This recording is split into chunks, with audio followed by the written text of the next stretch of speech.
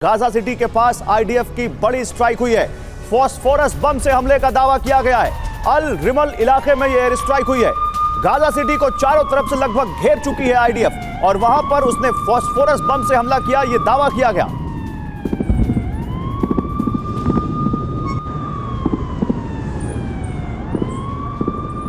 उधर West Bank में भी all is not well. West Bank में भी लगातार झड़पें हो रही हैं। इजरायली सेना और हमास लड़ाकों के बीच झड़प हो रही है। जेनिन में इजरायली सेना पर हमले हो रहे हैं। अबू दिस शहर में आईडीएफ ने रेड की।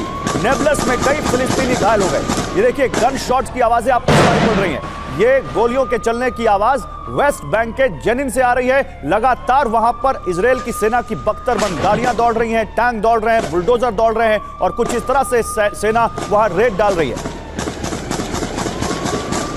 इस बीच इजरायल की हमास को बड़ी चेतावनी। गाजा से हमास का नामो निशान मिटेगा। इजरायल के रक्षा मंत्री योव गैलेंट का बयान, युद्ध के अंत तक हमास नहीं रहेगा, यह कहा है गैलेंट ने। गाजा में इजरायल को कोई खतरा नहीं होगा, यह भी कहा है गैलेंट ने।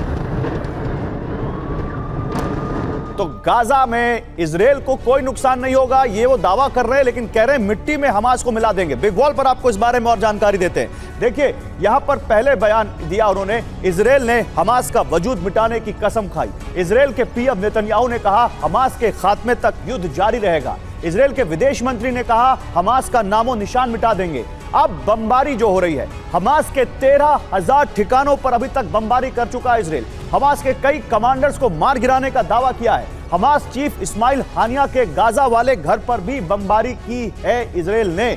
और यही अब सबसे बड़ा सवाल है कि मिट्टी में हमास को मिलाने का मतलब क्या है। जनरल माथुर, जिस तरह से नॉर्थ गाजा को पूरी तरह से घेर लिया है इजरायल ने और वो कह रहे हैं कि हम हमास को मिलाकर मिट्टी में मिलाकर रख देंगे, क्या ये माने कि ये इजरायल कोई और प्लान है इसके पीछे, वो कुछ और करना चाहते हैं जो अभी कुछ दिनों में सामने आएगा?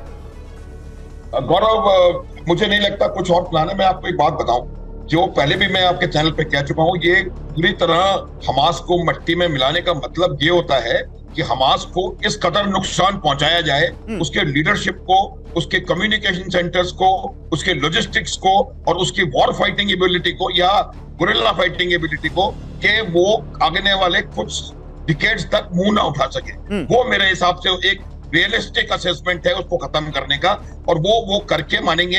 अब मैं बताता हूँ किस प्रकार से उनको करेंगे। उन्होंने पहला फेज खत्म कर दिया है, नॉर्थ गाजा को आइसोलेट कर दिया है और उसमें उन्होंने आगे बढ़ना, प्रेशराइज करना शुरू कर दिया है। उसमें एम ये है कि कोई वहां से निकल ना पाए, ना कोई वहां पर उसको रीइंफोर्स कर पाए।